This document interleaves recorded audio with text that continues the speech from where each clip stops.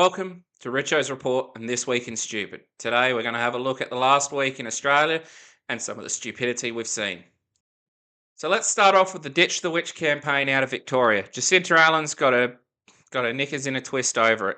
It's a Gillard era scare tactic and smear campaign. Whether you like the woman, hate her or not, I mean, it's a bit on the nose, but she can also still toughen up. The way everyone's carrying on, you would have think they've called her a baby murderer, but no, they've called her a witch. Well, the way you act, you've become that to especially those in rural Victoria. You've become a witch to them. So yeah, you've caused issues, love. Suck it up, deal with it. People have called other politicians witches, bastards, all sorts of horrible things, and you never see them carry on the way you are right now. So toughen up. But let's have a look here. So Premier Jacinta Allen has been joined by Prime Minister Anthony Albanese, former Prime Minister Julia Gillard and other politicians denouncing the language used to describe her in political signs seen around the CBD in Melbourne. The mobile billboard featured an image of Miss Allen along with the phrase, "Ditch the witch," the same derogatory phrase used in 2011 about Ms Gillard. Well, let's be honest, people didn't like Gillard that much, people don't like Jacinta, so of course they're going to use these slogans.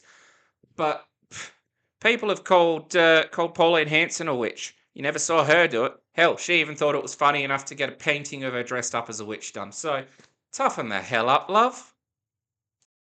Now, this one comes from David Pocock's podcast with the ABC. But they're going, the two major parties are terrified. And they are. They are genuinely terrified of what One Nation's doing and what they've become. But, the PM's saying that the coalition's going to become indistinguishable. I don't really think that's the case because people know the difference, but he's saying it because they're not ruling out a preference deal with One Nation. Well, hang on. You guys have a preference deal with the Greens and the Teals, so what's the difference? Toughen up, grow up, get over yourself. It's just being stupid, Albo. Barbecues galore closing down. What a shame. And it is terrifyingly scary to see them go. I mean, when Australian business called Barbecues Galore can't survive in Australia, the country is officially in trouble. I mean, we can't afford houses, we can't afford groceries, and now apparently we can't even afford to keep Barbecues Galore open. It's just a sad state of affairs. I mean, in short, Barbecues Galore will shut down in the coming weeks because of this. I mean, it's an utter shame. It's disgusting to see this happen to a great Australian company. The acting SA Electoral Commissioner calls for council elections to be delayed, possibly until 2027. I mean, the South Australia, we had a pretty messy state election, and that solution might be to delay the next council election for a year or so. I mean, it's not democracy running smoothly. It's democracy asking for a sick day. But let's be honest, a lot of people are sick with their local council. So is this really going to fix anything, or is it going to make the situation worse? But, well, with the number of problems they had, with the lost votes and everything, it's probably not a bad idea for them to have a look at, especially seeing as, for those of you watching from South Australia, council elections, you now need to opt into them. It's not something you're automatically going to get. You have to opt into it. And that's going to be a huge issue going forward. Now, KPMG is still getting government contracts after their leaks. If a normal worker mishandles confidential information, they're going to get fired. They're gone, full stop. But if a giant consulting firm does it, apparently Canberra just keeps the contracts coming. KMG, they're getting a whole host. The federal government has awarded KMG 36 new contracts worth $26 million since it was revealed that the audit firm had leaked confidential client data, taking KPMG's total published contract value to $653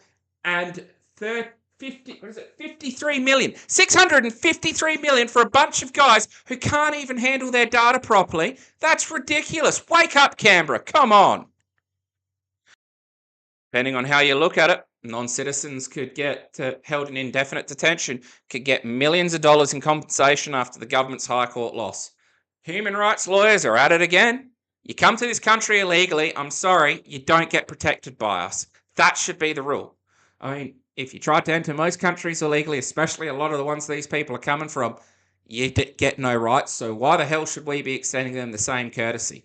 You want to come to this country, do it the way people have done it for hundreds of years, through the legal channels, not through sneaking in.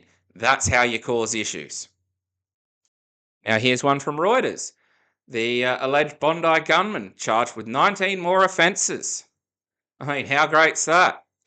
It's just what we need. 19 more offences. I mean, this is a bloke who should have never had a gun in the first place, and through massive failings of government agencies not talking to each other properly, behaving like they're all enemies, they got guns. Even though ASIO knew these guys were going to terror hotspots, they never thought, maybe we should pass this on to local law and make sure that they don't get guns. Pfft, great job. Our government protecting us again. And to finish us out strong, NDIS changes the stupid by using Australians as a budget line. You want something that should get Australians angry? Here it is.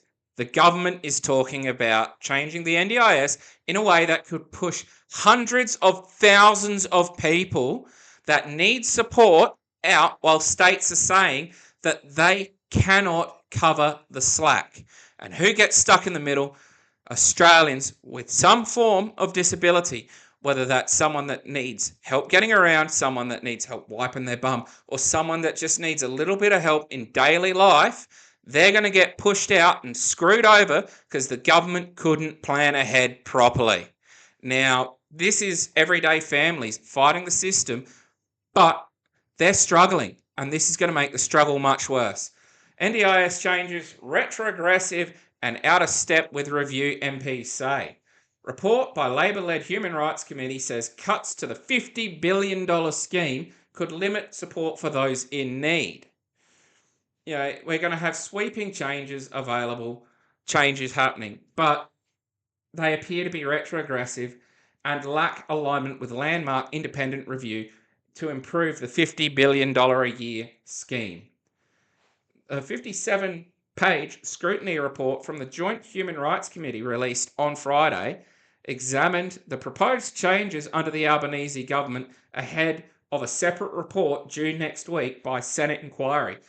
The Labor-chaired committee questioned human rights implications of winding back access for more than 200,000 participants. 200,000 participants in the coming years, which could leave many without sufficient disability support. It comes as the NDIS Minister Mark Butler doubled down on passing the proposed legislative changes in the next June sitting, as experts and advocates and providers this week criticised the bill and claimed the Senate's inquiry short reporting period did not provide enough time to scrutinise the plans. Now, this is Rule 101 of if you're going to screw people over, A, you don't give the Senate enough time, B, you push it through. The reason why you don't give the Senate enough time is they have to make a decision without properly checking everything out. And so then if they say no, they're bad. If they say yes, well, the Senate passed it. So if it's good or bad, too bad, they passed it, deal with it. This is how our government's going to screw us over, and this is what they're going to keep doing. They keep doing it to the Senate right now with so many different things. They're just trying to pass as much through as they can. Now, that was my This Week in Stupid. I'll see you around next time. Tell me what you want in the bottom. Like, share, subscribe. Really helps me out. Uru, guys.